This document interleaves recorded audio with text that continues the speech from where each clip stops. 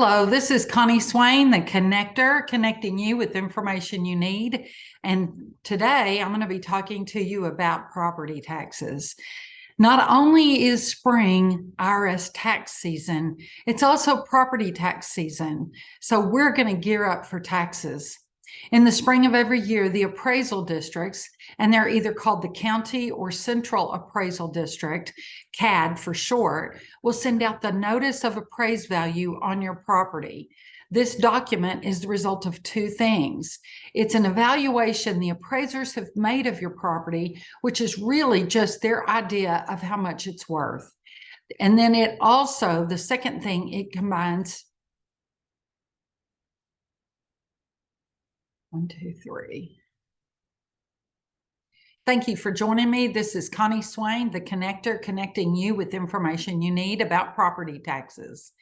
In the spring of every year, we always know that it's our IRS tax season, but it's also property tax season. So in this video, we're going to gear up for property taxes. In the spring of every year, the appraisal district, which is either called the County or the Central Appraisal District, or CAD for short, will send out a document called the Notice of Appraised Value. This document is the result of two things. It's an evaluation the appraisers have made of your property, which is really their idea of the worth of your property. And the second part are the most recent tax rates provided by the various entities such as city, school, county, state, and a few other organizations like your water district or a hospital district. But first, let's talk about the value. Did you know that sometimes the appraisers actually come to your property to look at it? If you didn't, it means you probably weren't there. This is more common in more rural counties. However, counties in metropolitan areas will do the same. They are also utilizing drones to fly over and check it out. They can also look at satellite images. However, in rural areas, the images don't update as regularly, so those aren't always as accurate. But with technology, they can actually measure the rooftops to evaluate the size of the buildings. When we built our home back in 2016, it took us a long time. We wanted to pay cash for everything, so we had no debt. So the first year, the appraised value was for land only because there were no improvements. The following year, we put up a metal building. It was just the shell of our future barn dominium without any finishes on the inside. That year, we received a huge tax bill because the appraisal district had come by, seen the building, and given it full value as if it were completely finished on the inside. I called and found out it could be contested because it wasn't finished. So I sent them photos of the inside along with the protest form. They then gave the value a percentage based on the percentage of completion. Every year after that, they came by or called to see how much further along we were and increase the percentage. After 2 to 3 years, literally the week we could call it complete, an appraiser showed up unannounced and asked to see the inside. I showed them the home and they valued it at 100% complete. Later, we added a carport, and the following year, that showed up on our tax bill. This could only have been known had the appraisers physically seen the building. Don't be surprised if they pop by or if you see a car in your driveway taking pictures. Obviously, you'll want to make sure who it is, but this is a common practice in many areas. The value the CAD gives your property is based on several factors and is not traditionally fair market value. However, more recently, where the real estate market is active, they've moved closer to market value. The actual breakdown of how they determine that value is provided on the various CAD websites to see the inside. I showed them the home and they valued it at 100% complete. Later, we added a carport, and the following year, that showed up on our tax bill. This could only have been known had the appraisers physically seen the building. Don't be surprised if they pop by or if you see a car in your driveway taking pictures. Obviously, you'll want to make sure who it is, but this is a common practice in many areas. The value the CAD gives your property is based on several factors and is not traditionally fair market value. However, more recently, where the real estate market is active, they've moved closer to market value. The actual breakdown of how they determine that value is provided on the various CAD websites. The second factor shown on the notice is the tax rate.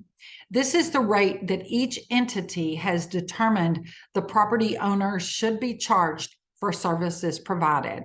These services include law enforcement, emergency management, roads, that kind of thing. The money's collected. The second factor shown on the notice is the tax rate. This is the rate that each entity has determined the property owners should be charged.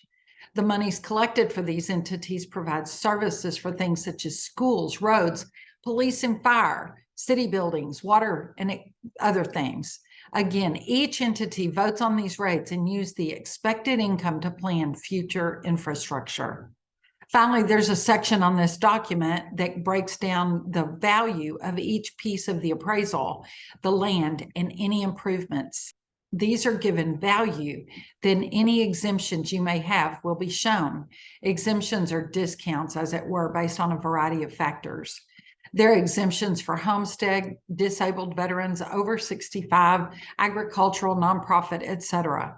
I'll get into the exemptions in a bit more detail in another video, but if you live on the property, you should at least have a homestead exemption. When you buy your home, some title companies will provide the form to be filed, but not always, so make sure you have that homestead exemption. If you don't see it on your notice, then you need to get one filed. Again, I'll walk through that in another video. It can save you a lot of money. For a complete list of exemptions, you can go to your CAB website, and I'll provide links in the description below. If you've purchased your home or land sometime during the same year, you may not necessarily receive the notice.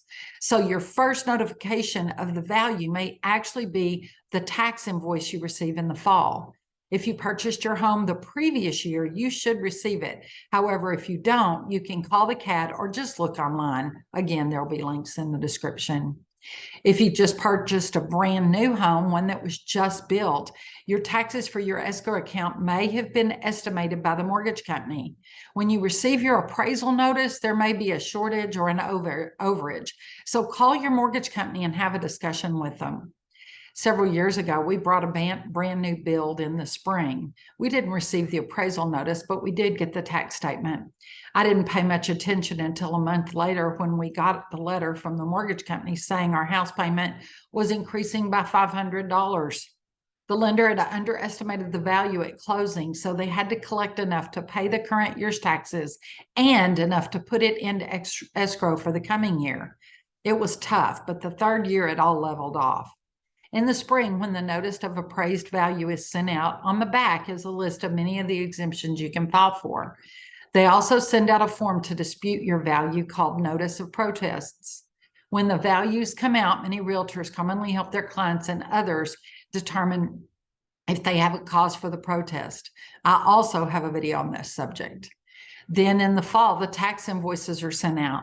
If you have a mortgage and an escrow account, the mortgage company will get a copy of this bill and will handle paying your taxes.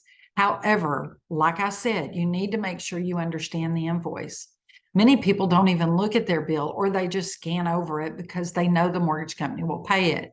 However, surprise, surprise, their payments may go up because their taxes have gone up or were more than anticipated at closing, as I mentioned before. The mortgage company must increase the amount they collect and hold in escrow to pay these taxes. It's really important for you to look at the bill and understand it. As a realtor, I'm often surprised by different aspects of the tax process. The valuation that's given on property, the CAD, the exemptions, the payments, all of it. It can be confusing. But what surprises me most is that the general public has very little knowledge of it, and the appraisal district and taxing entities can sometimes be less than forthcoming about helping them understand it. This isn't necessarily an accusation against these entities. They just do their job and throw all kinds of information out there, trusting people will understand. You can get more answers if you need them on your appraisal district website, or just give me a call and I'd be glad to help you find your answers. Thank you for listening. This is Connie Swain, the connector, connecting you with the information you need.